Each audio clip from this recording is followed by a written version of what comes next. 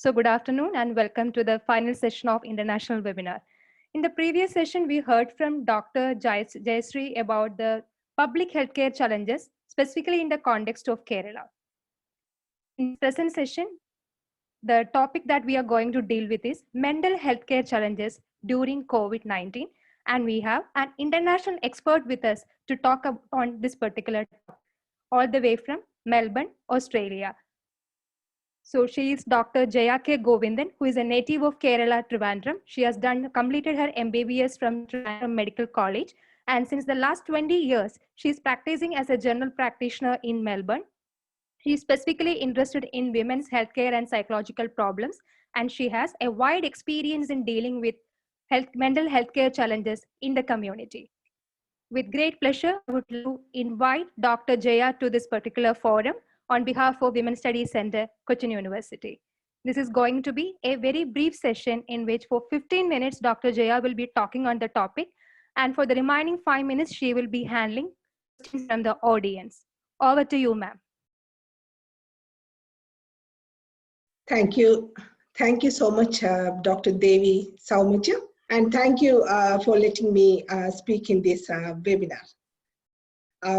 Today and yesterday, we have been discussing about a lot of social and mental health issues that women go through during this COVID-19 pandemic. I think everything has been covered already, but I'll just give a little brief presentation focusing on the mental health issues which women go through in this pandemic. I'll bring up my slides. Women's mental health during the pandemic. Basically, we all know that it's very important. The mental health is really very important, and recognizing and addressing the mental health issues is very fundamental for anybody's quality of life. I will say that mental health is possibly more important than physical health, in the sense that even if you have a good physical health, without a good mental health, you can't enjoy the quality of life.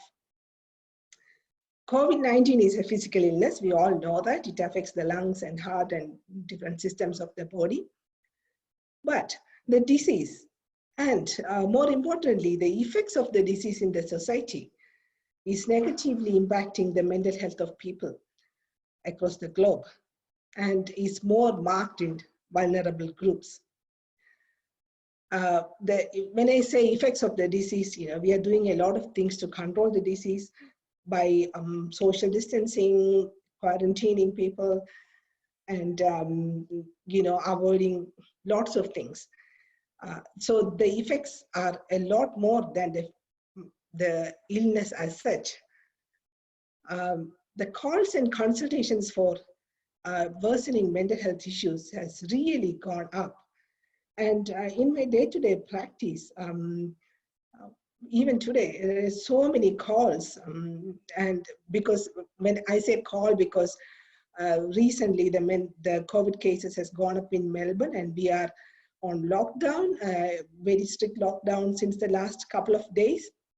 And face-to-face consultations has been really limited, and we have been doing telephone consults. So the calls has gone up a lot. And sadly, the suicide rates are also going up, which we should avoid as much as possible. Mental health of everybody seems to be affected. Adolescents, young adults, men, women, everybody, older citizens, everybody seems to be affected. But when you look at the facts, you can see that COVID-19 is in fact a gender problem as well, because it tends to hurt women a lot more than men. And generally speaking, women always seem to suffer more from mental health issues than men, as we all know. And but the COVID-19 is compounding the existing mental health inequalities between women and men. when you look at the figures, the intensity and figures may vary considerably from one place to another. What I see in Melbourne may not be the same in Kerala. But one thing I can say is that the fundamental problem remains the same across the globe.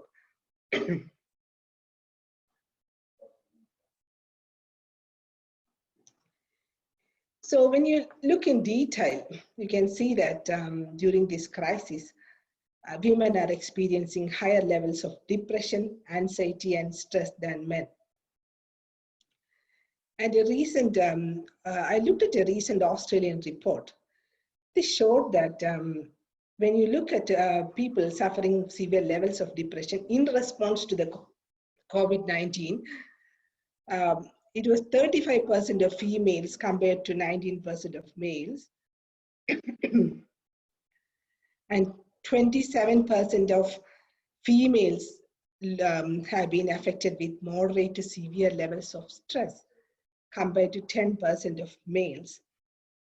And even with younger people, young adults in the age range of 18 to 24, there is a gender disparity. 37% of girls or women, as opposed to 17% of men, has reported suicidal thoughts. To my shocking, it's a shocking fact that a women's mental health clinic in Melbourne has reported up to 2,800% increase in demand. This is a gender responsive clinic, so they usually see only women. So the number of telephone calls or requests for consultations went up so much.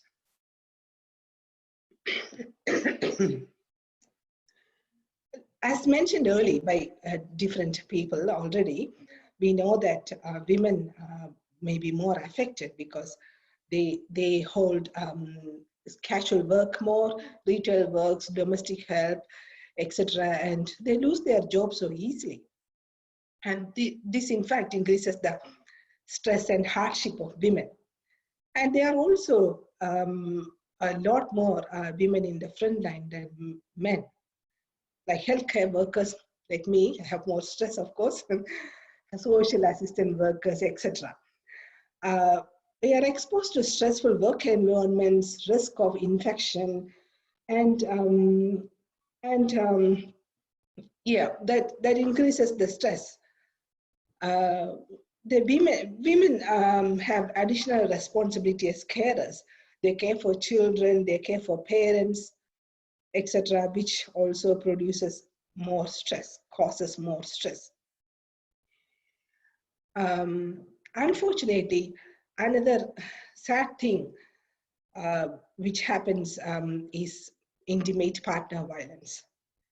And during the COVID times, the intimate partner violence have gone high. Basically because people are confined at home and people are confined at home, and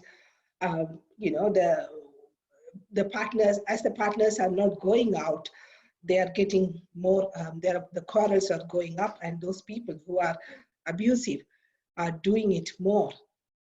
And on the other side, in most of these cases, intimate partner violence, it is ladies who are the victims, and these victims are not able to go out and seek help as they would do in normal times. So all these factors lead to, these can exacerbate already existing mental health conditions, trigger new conditions, or impede recovery. Excuse me 1 second.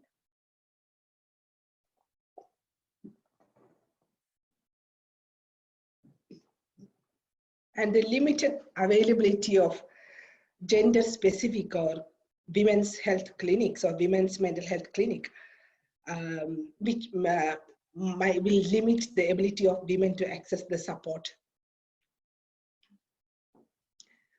Generally, most of the women are affected. but there are a few extremely high risk people that you can see and have to be aware of. So those are women with pre-existing mental health conditions. So for example, if a lady is affected with depression and anxiety and stress, and if they are worsening condition, what happens is that their confidence, their motivation, and their ability to, and therefore their ability to seek help would be much less. They do not want to come out and then talk to their mental health providers or their doctors that, look, I'm feeling worse, I need help. So these categories are high risk people, and they can go into more and more depressive state and can end up with suicide.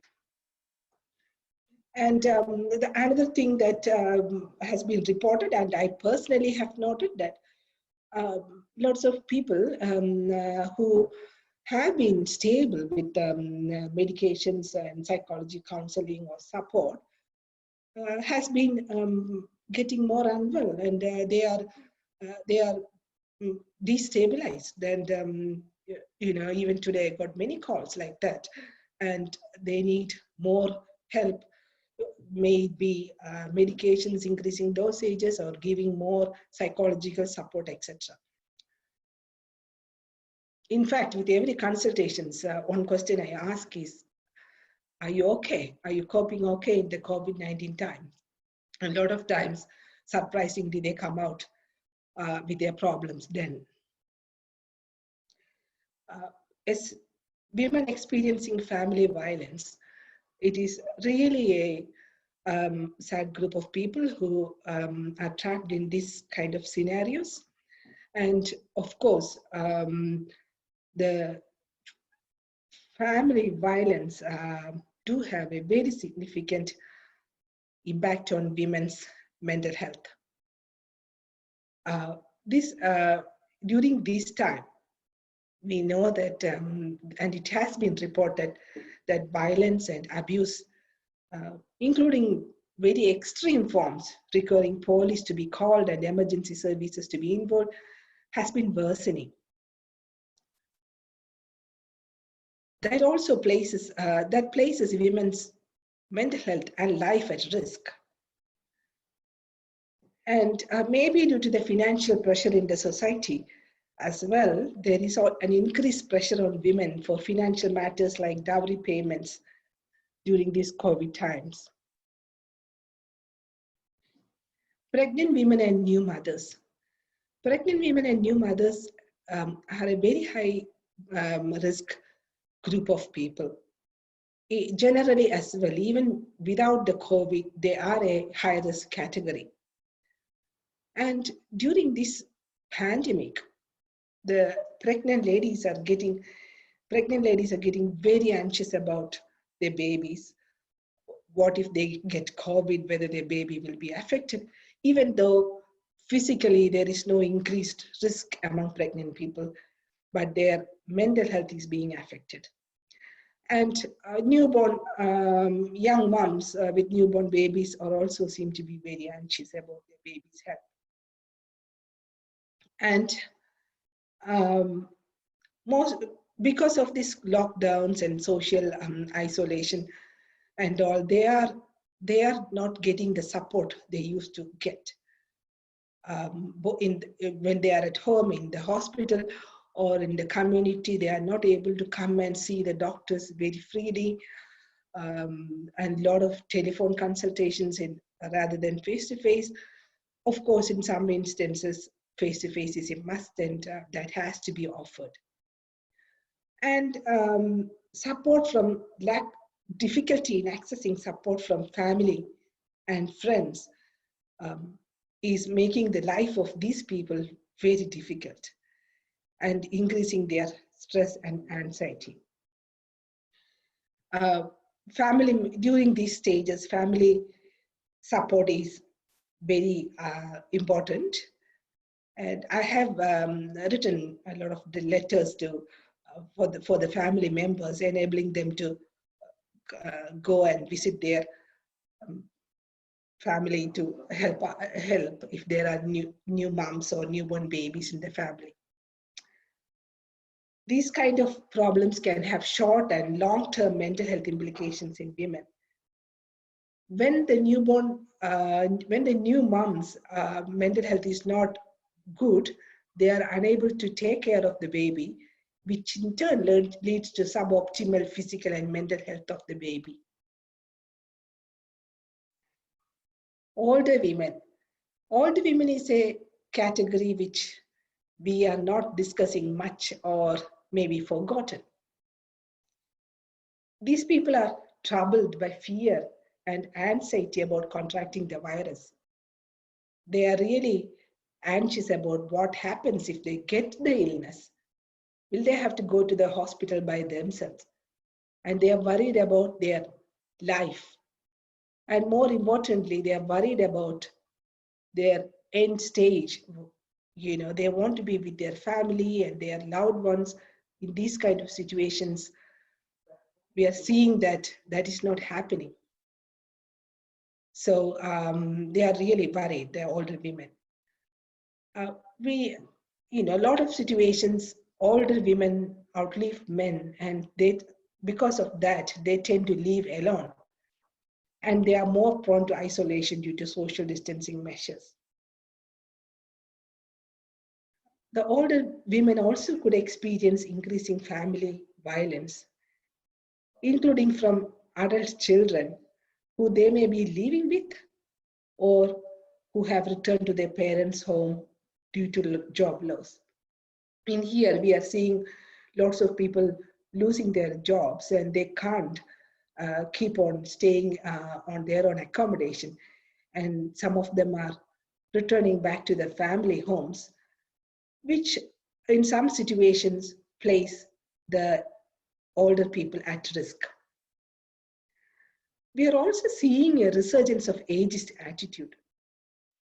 COVID-19 tends to affect or have bad outcomes in older people, and some of the if percentage of people in the society is being a bit ageist, saying that this is old people's illness and looking at them with an ageist attitude.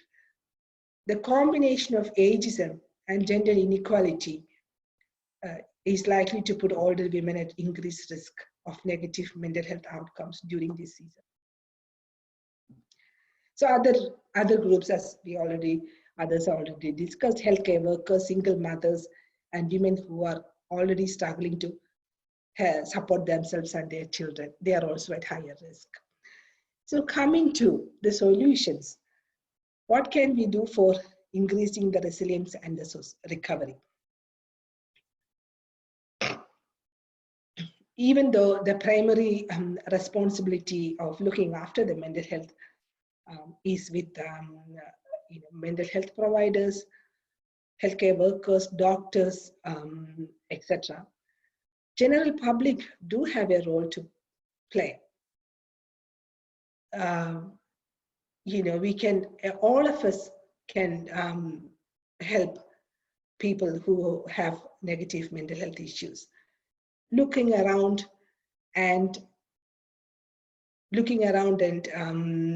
asking others around you, are you okay, is a good thing. And they might come out and tell you, no, I am not okay and I need help. But according to with the providers like mental health providers and doctors, there are a few things that they can do. So we need to do mental health screening support for COVID-19 patients and those who are under quarantine now or who have recently gone through quarantine. We have to explain and give clear pathways for people with pre-existing mental health issues. For example, if you have this is basically for healthcare providers. If you have a patient, you should tell them, you should give them the numbers, and these are the numbers that you can contact if your mental health is getting worse or if you are getting suicidal. And these are the places that you can go if you're feeling suicidal or your mental health deteriorates. The other thing we need to do is we need to continue and strengthen the prevention of and response to family violence and any kind of violence against women. As I told you, perinatal people who are pregnant ladies and new moms, they are very high risk, and we have to really expand access to appropriate, affordable services for them, and healthcare workers should try and actively look for them and make sure that they are okay. And other measures to address other risk groups like elderly and young adults should be taken.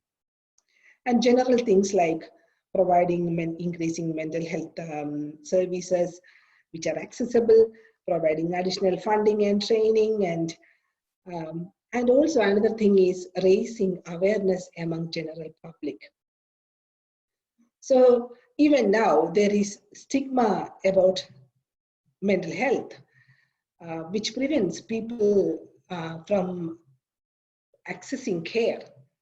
So if there is good awareness among public that mental health needs to be looked after, people understand and they will look out for warning signs and extend support to those who need, and which helps them connected to appropriate services.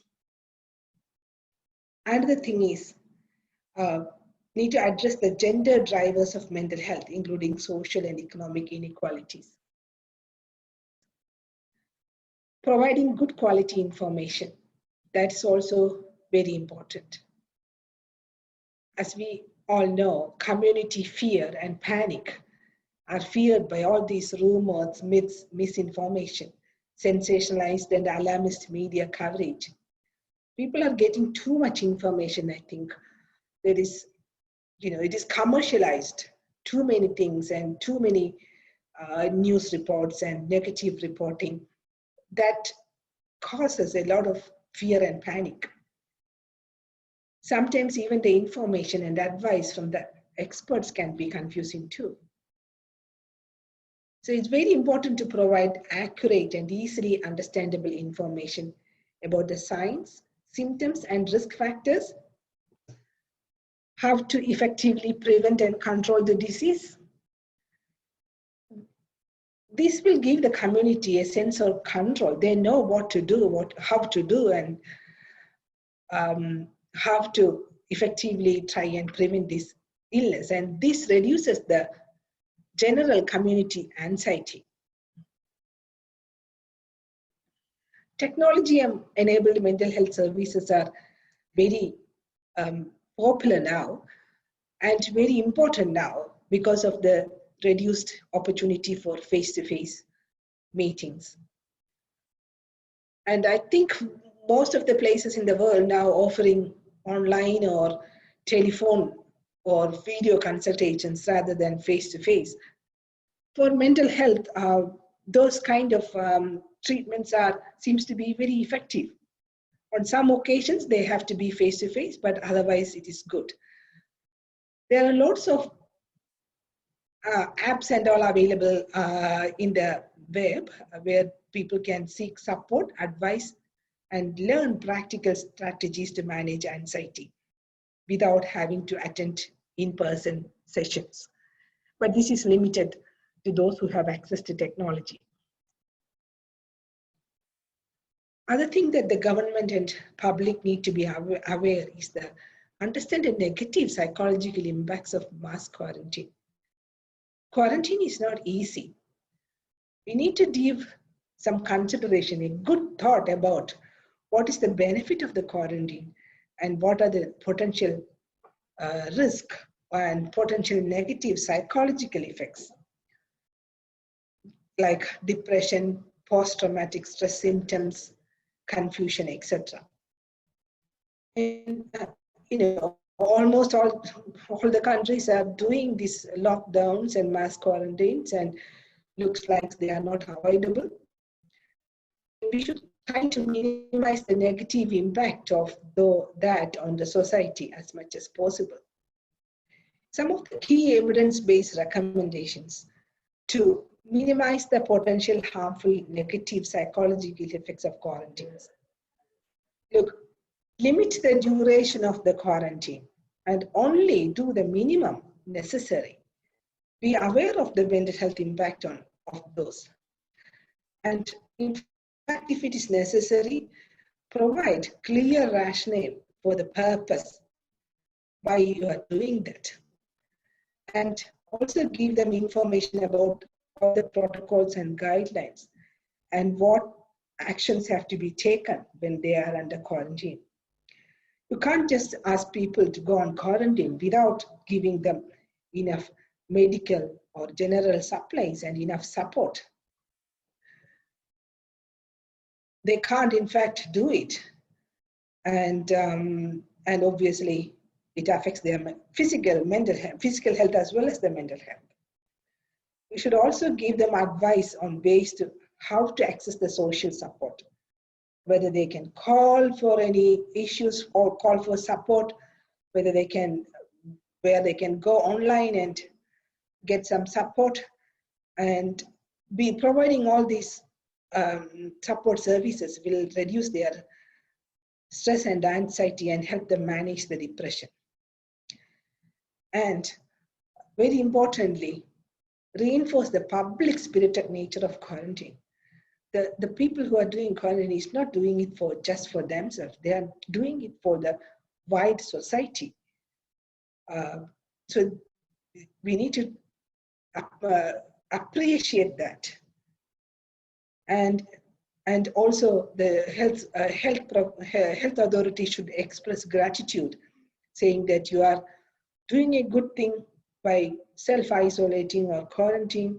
It is really appreciated, and you are doing a service to the society by doing that. That will make them feel better, and that will make them cope the quarantine and the measures that we are taking to control the pandemic.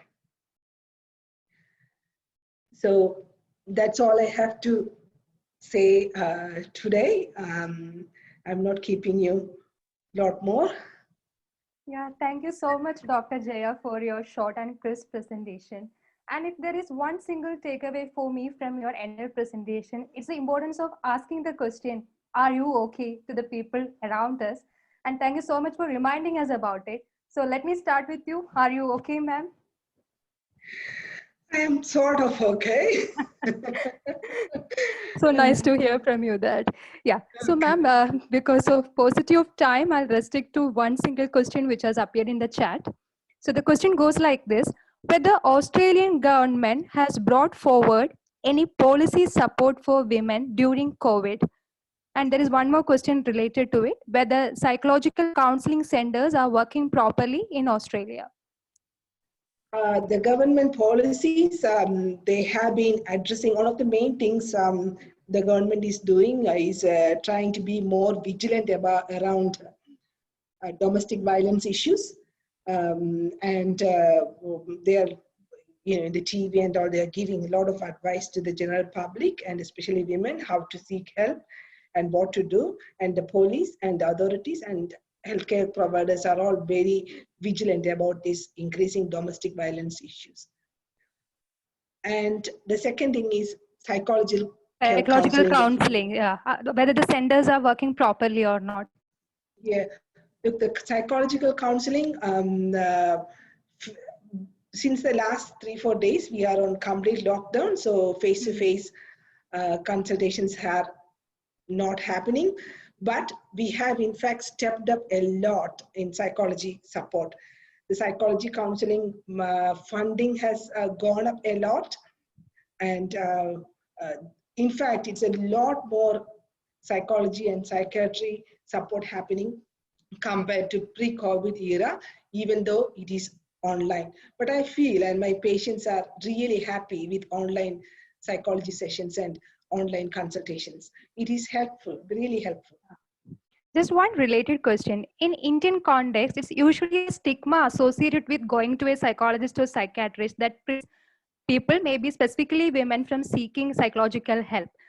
From an Australian context, is it still the same or is it different?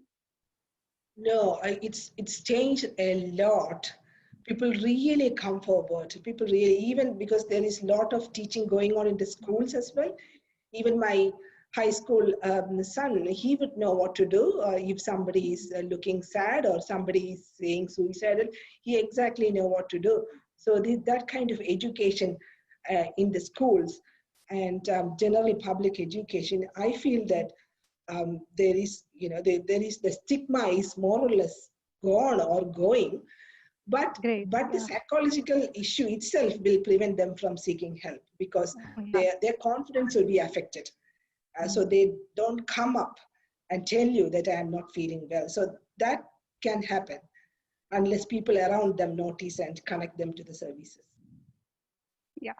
So let's hope maybe in our country also some similar kind of psychological sensitivity will be made part of the curriculum so that everyone will be feel free to go and approach a psychologist or psychiatrist whenever they are in need of help. So with that, thank you so much, ma'am. On behalf of Women's Studies Center, Cochin University of Science and Technology, we would like to place our acknowledgement to you for sparing your valuable time for making this excellent presentation. Thank you so much, ma'am. Thank you so much again for letting me talk. Yeah, sure, ma'am.